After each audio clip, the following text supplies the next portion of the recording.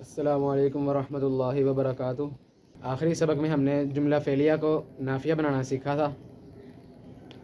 آج ہم پڑھیں گے فعل ماضی مجہول۔ فعل ماضی مجہول، اس سے پہلے جو ہم نے پڑھا تھا وہ تھا سارا فعل ماضی معروف کے حوالے سے۔ اب معروف اور مجہول میں کیا فرق ہے؟ معروف ایسا فعل جس میں فاعل کا پتہ ہو، کام کرنے والے کا پتہ ہو، یا جسے ایکٹیو وائس بھی کہا جاتا ہے۔ اور جو اس کے برعکس ہے مجہول، اس کو پیسو وائس بھی کہتے ہیں انگلش میں، اور اس میں کام کرنے والے کا پتہ نہیں ہوتا، یعنی سبجیکٹ اس میں نہیں ہوتا، کام ہوتا ہے لیکن پتہ نہیں ہوتا کہ کس نے کیا۔ تو یہ فعل ماضی مجہول آج ہم پڑھیں گے۔ اس کی مثال اگر ہم دیکھیں تو جیسے اس میں کام کرنے والا موجود نہیں ہوتا، مثال کے طور پہ جیسے ایک معروف فعل ہے حامد نے کتاب پڑھی۔ حامد نے کتاب پڑھی، اب اس میں فاعل جو کہ حامد ہے، کام کرنے والا، سبجیکٹ یہ اس میں موجود ہے، تو اس کا مطلب یہ معروف کہلائے گا۔ جب اس کا ہم مجہول بنائیں گے، پیسو وائس میں اس کو لے کے جائیں گے، تو اس میں فاعل کا پتہ نہیں ہوگا، تو بن جائے گا کتاب پڑھی گئی۔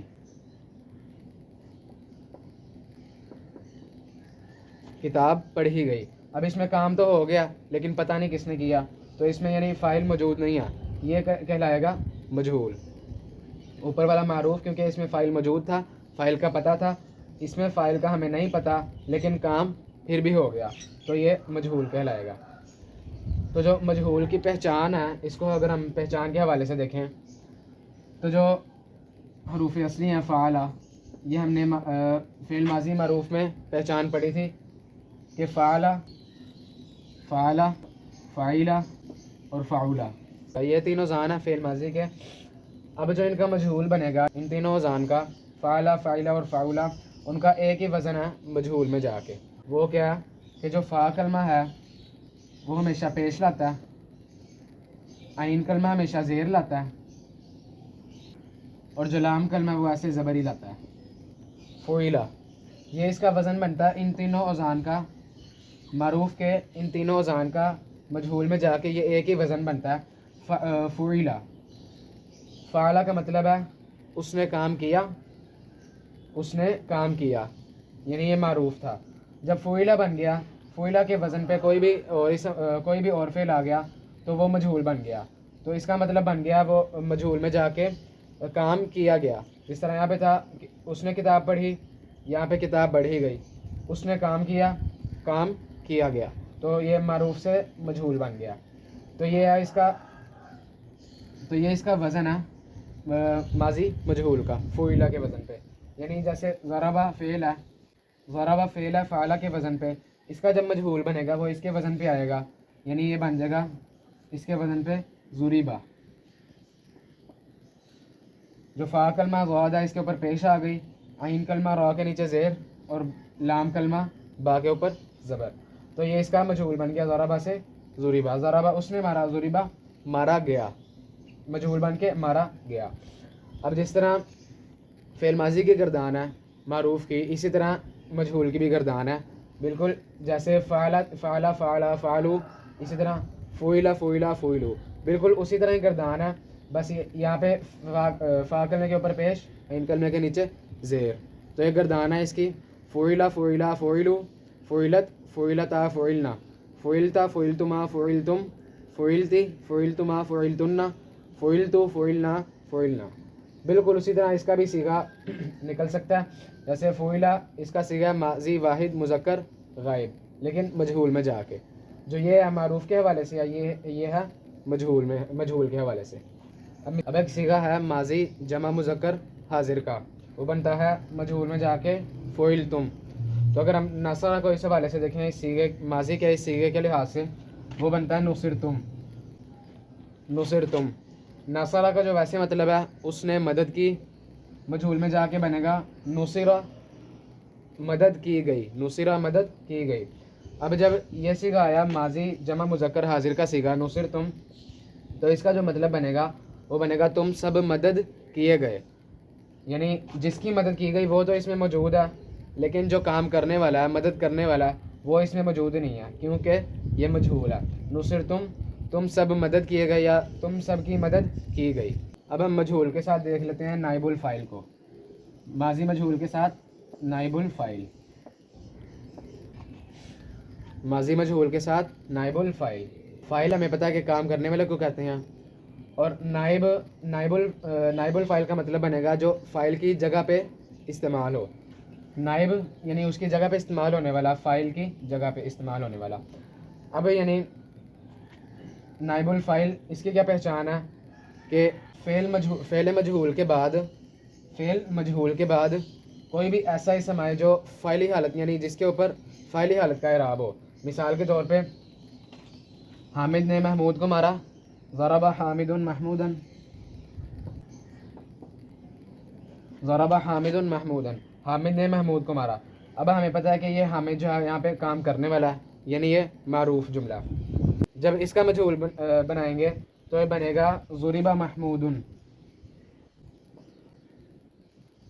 ضرب محمود۔ اب یہاں پہ دیکھیں محمود یہاں پہ مفعول تھا اور حامد یہاں پہ فاعل۔ اب جب مجہول میں گیا تو مجہول میں جا کے فاعل کا تو ہمیں نہیں پتہ، تو اس لیے یہاں پہ حامد نہیں آیا۔ حامد نے محمود کو مارا، ضرب محمود، محمود مارا گیا۔ کیونکہ حامد کام کرنے والا موجود نہیں تھا، تو جو یہ ماضی مجہول ہے یعنی اس فعل مجہول کے ساتھ ضربہ، اس سے آگے جو اسم ہے اس کا اعراب فاعلی حالت کا ہے، لیکن یہاں پہ یہ مفعولی حالت کا اعراب تھا۔ جب مجہول میں گیا، اب چونکہ فاعل تو ہو گیا ختم کیونکہ کام کرنے والا موجود ہی نہیں ہے، تو اس کی جگہ پہ جو مفعول تھا یعنی محمود جس کو مار پڑی، ضرب محمود، محمود مارا گیا۔ اب جس کے اوپر کام واقع ہوگا اگر وہ مجہول کے بعد آئے تو وہ فاعلی حالت کا اعراب لاتا ہے، یعنی اگر جو اسم مفعولی حالت میں جب وہ فعل ماضی مجہول کے ساتھ آئے تو وہ فاعلی حالت کا اعراب لاتا ہے، اس لیے وہ کہلاتا ہے نائب الفاعل، یعنی فاعل کی جگہ پر آنے والا۔ ویسے تو اس کا اعراب مفعولی حالت کا ہونا چاہیے کیونکہ اس پہ کام واقع ہو رہا ہے، لیکن اب چونکہ یہ فاعل کی جگہ پہ آ رہا ہے، نائب الفاعل ہے، تو اس لیے اس کا اعراب جو ہے فاعلی حالت کا ہے، لیکن ہے یہ مفعولی کیونکہ اس کے اوپر کام واقع ہو رہا ہے۔ ضرب محمود، محمود مارا گیا، تو اسے کہتے ہیں نائب الفاعل کہ فعل مجہول کے ساتھ جو اسم جڑ کے فاعلی حالت کا اعراب لائے وہ کہلاتا ہے نائب الفاعل، کیونکہ وہ فاعل کی جگہ پہ استعمال ہوتا ہے۔ مثال کے طور پہ خلق الانسان،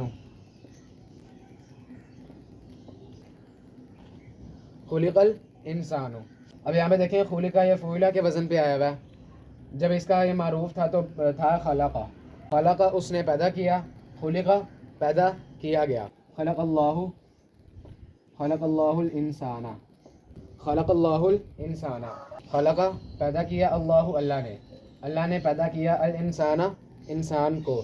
اب یہاں پہ خلقہ فعل، اللہ فاعل ظاہر، اور یہ الانسان مفعول بھی۔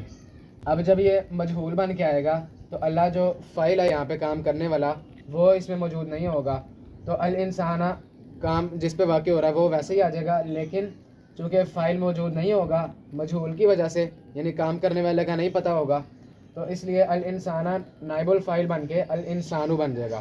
تو خلقہ اس نے پیدا کیا، خلقہ پیدا کیا گیا، خلق اللہ الانسان اللہ نے پیدا کیا انسان کو، خلق الانسان انسان کو پیدا کیا گیا انسان کو۔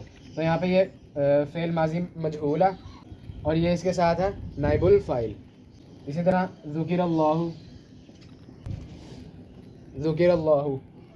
اب یہاں پہ ذکر فعلہ کے وزن پہ فعل ماضی مجہول اور اللہ یہ نائب الفاعل۔ یہاں پہ اللہ فاعل ظاہر تھا، یہاں پہ اللہ نائب الفاعل ہے، کیوں؟ کیونکہ یہاں پہ جو اللہ تھا یہ تھا فعل ماضی معروف کے آگے، ایسا اسم جو فعل معروف کے آگے ہو وہ کہلاتا ہے فاعل ظاہر، اور ایسا اسم جو فعل مجہول کے آگے ہو وہ کہلاتا ہے نائب الفاعل، کیونکہ وہ فاعل کی جگہ پہ آ رہا ہوتا ہے۔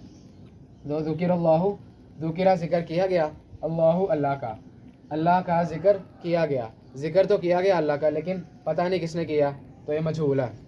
اسی طرح ضرب مثلا، ضربہ، اب یہ جو ضربہ فعل ہے یہ کئی معنوں میں استعمال ہوتا ہے، جیسے یہاں پہ مارنے کے معنی میں استعمال ہوا ضرب حامد محمودا، یہاں پہ استعمال ہوا بیان کرنے کے معنی میں، ضربہ بیان کیا، تو جب ضریبہ بنا تو بیان کیا گیا، یہاں پہ بیان کرنے کے معنی میں آ رہا جبکہ یہاں پہ مارنے کے معنی میں استعمال ہوا. تو ضریبہ بیان کیا گیا، مثلاً مثال، ضریبہ مثلاً مثال بیان کی گئی، مثال تو بیان کی گئی لیکن پتہ نہیں کس نے کی، تو یہ مجہول کہلاتا ہے. اب قرآن مجید میں جو مجہول لانے کی وجہ ہے وہ بھی بالکل مرکب جاری کی طرح. کیسے؟ مرکب جاری ہم نے پڑھا تھا کہ مرکب جاری کے ذریعہ قرآن مجید جو ہے یہ زندہ کتاب کہلاتی ہے. کیوں؟ کیونکہ اس میں خبر نہیں بتائی گئی ہوتی، بات کو نامکمل رکھا جاتا. بالکل اسی طرح مجہول لانے کی بھی یہی وجہ ہے کہ قرآن مجید جو ہے یہ زندہ کتاب اس کی وجہ سے بھی کہلائی جاتی ہے کہ ایک بات جو اس وقت جب قرآن مجید نازل ہوا اس وقت کہی گئی، تب سے قیامت تک وہ بات جاری رہے، وہ بھی مجہول، یعنی اس کے لیے بھی مجہول استعمال کیا جاتا ہے. یعنی فائل کو چھپا کے، فائل کو نہ بتا کے، یعنی جو کام کرنے والا اس کا پتہ نہیں لیکن کام ہو گیا. تو اس لیے بھی مجہول کی وجہ سے بھی قرآن مجید جو ہے زندہ کتاب کہلاتی ہے. تو یہ تھا فعل ماضی مجہول اور مجہول کے ساتھ نائب الفاعل.